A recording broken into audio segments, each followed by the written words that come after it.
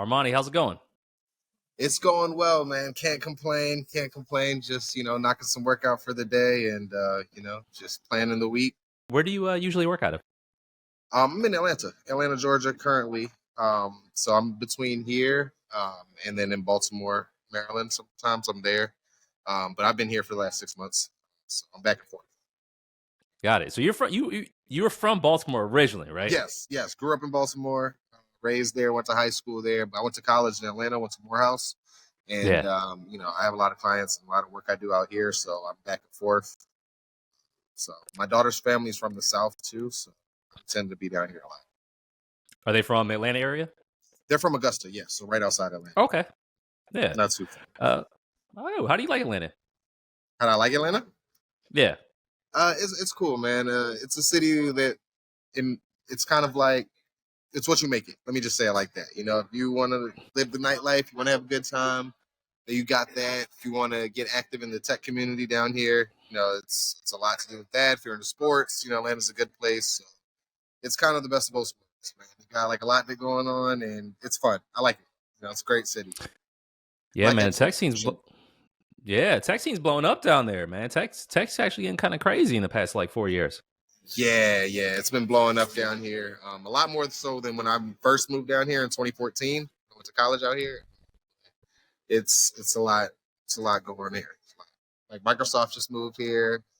A couple big companies got here as well. So it's cool. I love it. So what did you go to college for originally? What was your degree in, if you don't mind me asking? Like my major and everything? Yeah. So I went to school for business initially. I was a business administration major with a marketing concentration. And we had a sales minor. It was the first year, my year. We brought a sales minor there. So I minored in sales. But I started in tech sales. That was kind of like my background, starting in the sales component before I learned how to code. And then I went to a coding boot camp. And, now I'm like completely on the tech side, but with a business background, it kind of goes hand in hand with what I'm doing with entrepreneurship for sure. Anything memorable that happened where you were like, I think tech is the way to be? Yeah. So, a little bit of background about me. I started a blockchain lab at Morehouse College. I was a part of that project, building a blockchain lab, and like the end of early 2018. I was on the business side. I was into cryptocurrencies, but I wanted to get like the under layer of the technology. Wanted to know how it works. So Ethereum is the programming language. It's called Solidity, but Ethereum is built on. It's programming language. I started dabbling into that, looking at some YouTube videos, and I wanted to make my own cryptocurrency. That was like initially me breaking into tech. I wanted to do that. So the first project that I worked on was Cornell Coin with Cornell University. Me and some university students there met online, and we started working on that, collaborating on it, and we launched in 2018. So I did that, built the lab, and then, I wanted to just learn more about tech. And then I was like, okay, so Solidity is an Ethereum programming language. So what built Solidity? So then I started learning about Java and JavaScript and CSS, just like doing all the stuff that I should have done years ago. But I picked up on it, and then that kind of got me down the tech rabbit hole. And then I wanted to like learn more for myself learning. And then I went to a coding boot camp, Flatiron School, and I learned how to program through there, more front-end development, software development. And, it's a never-ending journey. You know what I mean? So I feel like cryptocurrencies got me into technology more so than, and then like I just wanted to learn how everything worked and wanted to be on the other side of it and not just a consumer. And that's kind of what helped me with that. That's interesting. Yeah, crypto was I remember the early days of like dark web, Bitcoin. It's such an interesting concept, and there's so much that can come from it. It's just I just feel like everything else, there's a lot of noise, so you got to work through the noise. But the concept of it alone is pretty ideal, man. Like it's pretty crazy. When we met, you told me about a venture. Was that your first ever, or did you have other businesses before that? It's not my first ever venture. It's not my first venture into entrepreneurship. I feel like it's my first real tech company that I'm trying to build. But my first initial company that I had was called Next Level Staffing. So I started a staffing company in college. It was a venture where I was helping minority students get placed into tech companies and nursing fields. So I was doing like healthcare and tech staffing for them, and then trying to be the pipeline to help students, their recent graduates from the local universities, and helping them get placed in leading organizations. So I was like their liaison between that. So that was my first ever venture into entrepreneurship. Kind of got overwhelming, ran it for a few years, and then sold the business to a family friend that kind of like took over and did more day-to-day operations and stuff like that. So I could focus on, school and then I had my daughter. So, a few years later, so I was focusing on that, and there was a lot going on at the time. I was recently married, but yeah, my first venture was that. Started a staffing company, did really well, and now I'm going building a tech company, trying to take all of my experiences that I've learned, from working in the entrepreneurship field, from working for other organizations, and just apply it to my own thing now. Well, you were in school doing this, right? Yes. Ah, okay. And did you leave school? Like, were you done with school and still doing this at one point? Was it like your I full was doing it time? all at one point. I was in school and I was working on at the business at the same time. But when I graduated, I had something to do. So, I was working in business full time post graduation. Okay. But yeah, I started it while I was in school as a student still, for sure.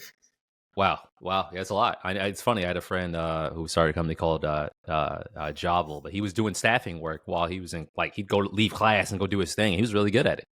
And it sounds similar, very similar. When after you sold it, were you ready to jump back into entrepreneurship, or did you flirt with the idea of working for a while and just being an employee? That's a good question that you asked, because like after graduation and after like the business, I kind of went to work for another organization.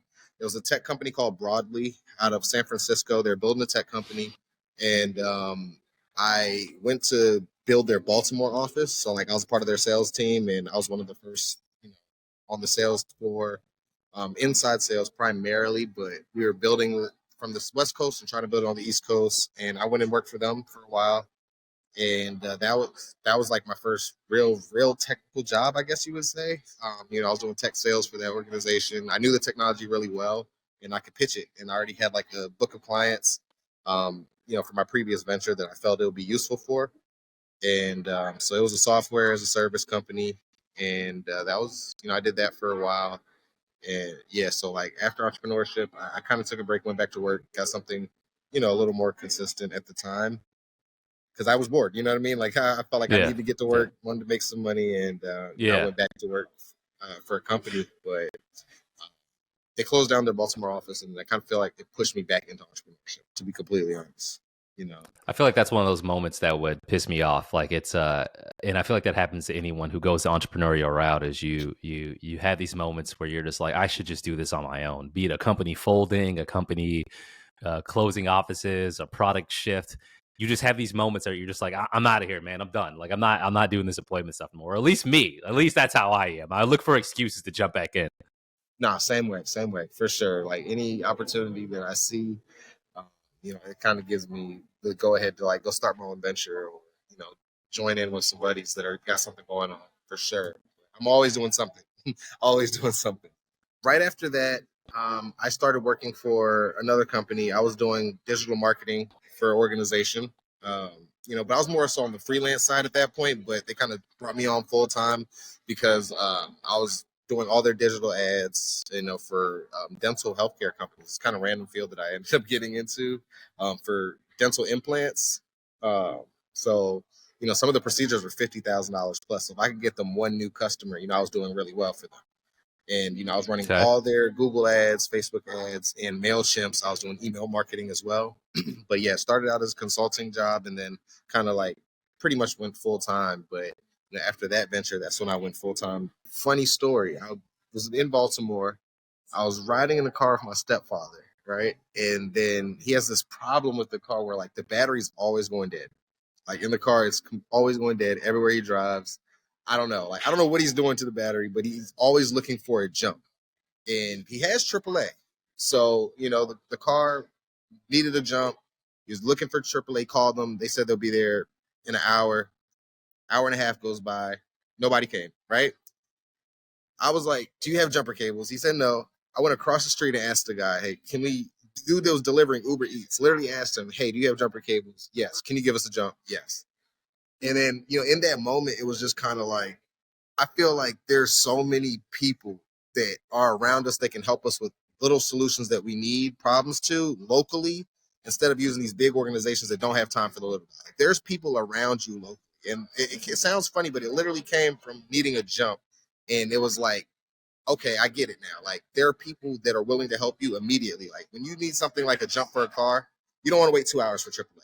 I've No. called several people. People have waited in the middle of nowhere. People have waited in cities for AAA to come. So it doesn't matter. It doesn't matter if you're in the city. I was in the city of Baltimore. I feel like we shouldn't have to wait 2 hours for a service you're paying for. But I know there's somebody around the corner that has jumper cables that'll be willing to help me out. And if I want to pay for that service, I need it when I need it. You know, like I will give you $20, $50, whatever you need at that moment to solve my immediate issue. But should I have to pay for a service that's going to take hours to come when I can see people locally in my area that can help me? And the idea came just from jumps, but obviously we want to offer more services to people, like just local solutions when you need it. And I feel like there's a lot of different niche platforms for different things. But in my experiences, I don't want to download an app just to change my tire. I don't want to download an app to walk my dog. I don't want to like there's too many apps. Yeah. And I feel like if that's where you're marketing your business, we just want to be the platform where you can promote wherever you're marketing, wherever you want to get paid for, like wherever your product or service is. But we want to be the liaison between the customers looking for immediate services and who's local to their area. That's all we want to be. We're like more so a marketplace. We're like showing you different solutions. Like if you've seen Facebook Marketplace, you got stuff locally that you can buy and sell. Like we want to be services locally that you can be a part of. You know, like that's all we're trying to do. And it came from the idea of literally needing a jump at that moment. And I was like, I know there's people in the area that can give me a jump. That if they just had a platform where they can just promote that, like, hey, I'm in the area, get jump cables, like live feed, you know, in any other services that you may have to offer local in your community when you need it. And that's kind of how I came up with Suhloo and just building that out. Just a peer-to-peer marketplace connecting people for local solutions. How long would you say it took you from idea and jumper cables to I'm ready to go live with this? Well, I mean, I feel like I started coding that night. You know what I mean? Wow. Like, I feel Okay. like, Okay. Yeah. yeah, I didn't finish it clearly, like, you know, at that moment, but I feel like idea to like writing something down was literally when I got home because, you know, Solu is short for solutions. I felt like it was something that needed to be done because I was downloading like a lot of different apps too for other things. Like, you know, I've seen Jobber, you know, I've seen Neighborly and a couple other apps for, you know, home services and things like that. But I feel like those are like the only ones when you need immediate services. And even then, it's really not immediate. Like you're looking at services where you have to book and plan and stuff like that. Yeah. But you know that I felt like it was immediate, so I started coding on the app. You know, um, literally when I got home. You know, I felt like people need immediate services, so I wanted to work on it immediately. I started building it out, got a web page, and just started, you know, going from there. And then I just started doing like surveys. You know what I mean? I started like Yeah. asking people locally in the area. You know, I started doing like needs discovery. Um, for the next few months after that, it was just kind of like asking local services in the area, like would they be willing to be on a platform like this, asking neighbors and stuff like that, like would they even use a service like that, because it may sound good to me, but if other people aren't going to be interested in using it, then there'll be no point. So I kind of went through that phase over the next few weeks, really months after that, just like going around asking people. I was asking pet groomers, Yeah. you know, like mobile pet groomers. You know, I got a few of them that are willing to get on the platform, which are more so companies, but they're still peer to peer in a sense that they have individuals that are going like walking dogs. They do pet grooming, walking. We have, you know, people that are willing to just find, you know, like even there's jumper cables guys. Like they don't have a business for that necessarily, Yeah. but they're willing to just put that on there. Like if I'm in the area, I'm online, I could do that all hours of the day. Like, you know, I'll charge $20, whatever. I don't know. Like I started doing just going through and finding a bunch of different people that offer services, essentially mobile services primarily and local. And, you know, just seeing if there was a need for it in the market. And so after I started coding, I started doing needs discovery and just trying to jump into it, man, right away. And then I started Nice. doing pitch competitions. Yeah. Yeah. What do you spend most of your time doing with the business on the day to day? Like currently now, Yeah. um, right now is programming. You know, I'm still coding. I always do that. There's always new things in the industry. That and then just learning, man. Like, you know, learning about other organizations, taking notes, seeing like competitors, you know, out there, potential competitors or similar products or services. Um, and then like, but primarily my days consistent of like coding, man. Like That's what I do now. Over the last few years, always working on new projects or tweaking projects that I'm currently on. I hate calling myself a perfectionist with it because it's like impossible to perfect, but Yeah. I spend the days doing that, and then like just building like a leads list for sure, of just like potential leads for organizations that I want to use on the platform. The sales is definitely going to come in handy. It's funny how split people are that I talk to mostly. They either tech or sales Right. are. Everyone needs to be able to talk to folks, and your experience there is it's gonna be such a bonus when it comes time to pitch, get money, get investment, get sales. Your sales is definitely gonna come in super handy. Do you work right now? Yes. So Yeah. I actually work as technically a freelance software engineer. So, Okay. I have a project that I'm working on right now for a guy. I can't really get into too much of the details on it because, the agreements I've signed, but Yeah. Yeah. basically Yeah. I'm a software engineer by trade. So I'm working as that full time. That's why I said like all I do is code. Like if I'm not building my own projects, I'm literally doing it for other people. So people have seen that I'm pretty diligent in what I do now, and they've actually brought me on as a consultant to kind of like build out their stuff. So I'm working on like two different apps right now. Okay. Should be really big projects, and that kind of consumes most of my time. If I'm not doing my own thing, I'm working on some other projects. How do you like to split your time? Do you do like 9 to 5, your stuff at night, daily? How do you like to keep yourself organized when it comes to work? It's hard. It varies. It's hard. I'm not gonna lie. Like it varies. I feel like I try to give myself deliverables because if I just code all day, if I say like I'm gonna get up from 9 in the morning and then just work until 8 p.m. or 5 p.m., I'm gonna burn out. You know what I Mm, mean? Like I'm gonna burn out. I gotta take breaks. There has to be a period where I have to step away from the screen. But I feel like making my own schedule, that's something I've been working on now.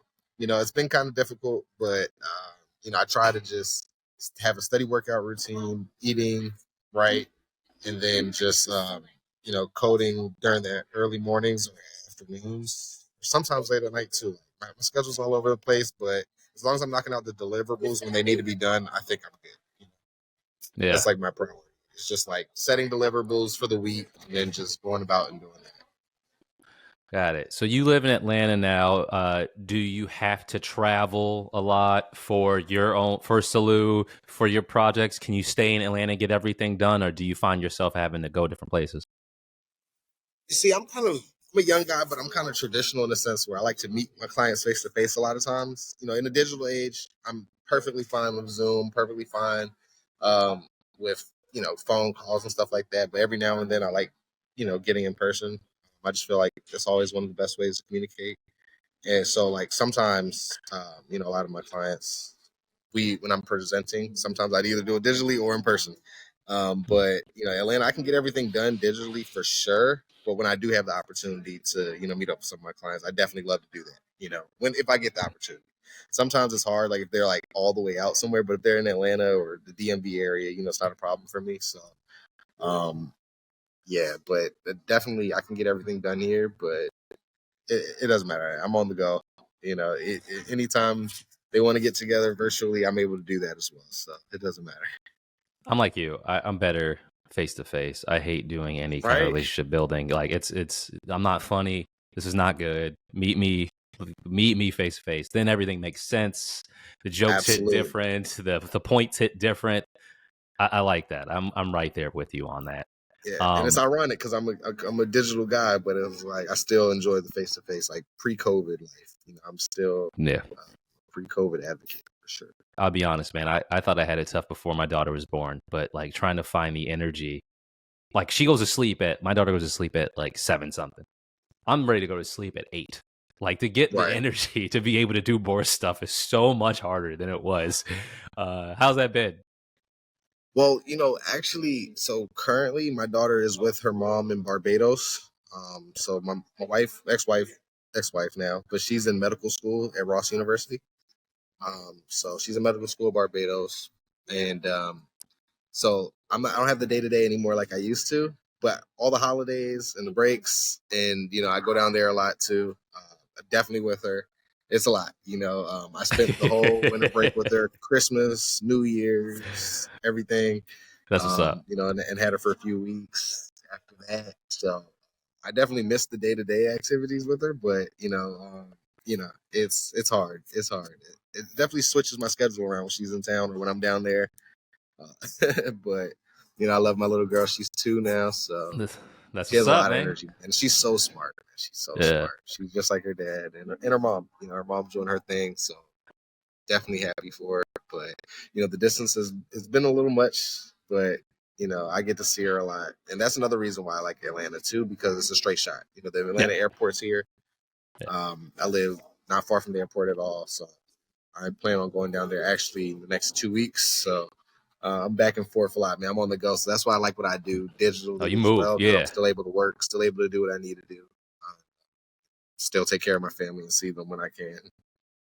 Yeah, man. That's what's up. Do you have any goals lined up for the near future? With the 2024, man, what are we looking at for Suhloo? What do you want to what kind of action do you want to see for yourself in the company? Well, currently, with the organization, I'm bootstrapping everything right now. Um, so, I would like to potentially get some investors on board. That's one of the things I'd like to do. Looking to raise, I probably start like a pre-seed round eventually. I haven't gotten the numbers down specifically of what I'm looking at because I'm just doing everything right now, you know, out of pocket. But I think that I want to raise a pre-seed round this year. That's one of the Okay. goals. Want to bring some people on board to help build this thing with me. I have people on the legal side that are kind of like external, but they're still a part of the organization and stuff like that. And I've commissioned some like more SaaS developers and things like that, freelance guys. But I want to bring some people in house and really build it. So I feel like that's another one of my goals: is bringing some people on the board, and yeah, I mean, and then just going to market and just growing. I want to have 100,000 users on the platform next year. Like Okay. literally, I'm trying to grow. Like that's the Okay. target I can get to. I know I can get the reach. I know I can get people to download it, but I want people to use it. I want active users on the platform, and then we'll scale from there. I feel like once we start rolling out our rollout and our marketing campaign that I have been working on, like it's gonna be sick. I'm building commercials right now. Like I'm Yeah. trying to shoot. Like I'm getting the content rolling. Like so, I'm gonna start like going crazy on social media. Um, I've tapped into a lot of influencers and stuff like that to try to push the product just so they can see what it is. Because I feel like that's all people need is to really Yeah. see how it can be useful and see how it'll benefit their time. So just like putting out the rollout, that's another one of my goals. The rollout to get like people on the platform, and people are going to hear about it. Like, I feel like peer-to-peer solutions, if you can get something done quicker, faster, and save you time and money, I feel like people are going to be willing to do it. And it's just how we decide to market that to people. That's going to be the biggest challenge, but I feel like that's one of my goals this year too, just conveying the message in a way that's easily digestible for people to understand the benefit of using my platform. Outside of investment, is there any other area of opportunity that you could take help in? If we're up to you, any skill set, any category, any department in the company, is there anywhere else where you're like, you know what, if I can meet someone who's really good at X, this could help me? Yeah, man, definitely marketing for sure. I'm always looking for people that can help market the product. Um, Developers, always, media outlets. That's why Yeah. I'll jump to Yeah. this opportunity to try to get my story out there, try to get my brand out there. Um, so definitely need media, PR people, um, sales for sure. Sales and marketing absolutely is at the top of my list because that's almost as important as the development side, if not more important. Because you could build something and have nobody on the platform. People don't know about it. People aren't using it. People aren't downloading it. So I'm definitely looking at that. And then like I said, press too, like trying to get the media to hear about the product. And yeah, man, anything at this point. I feel like Yeah. anybody can bring something valuable to the table. There's so many different people out there that have so many different skill sets that I feel like if we collaborate, we can build something great. Even if they're helping me out or I'm helping them out, they have a business, a small business, they can be on my platform. You know what I mean? If they're an Yeah. individual sole proprietor, I can help them promote their business. And likewise, they get them on the platform, I can get them more customers.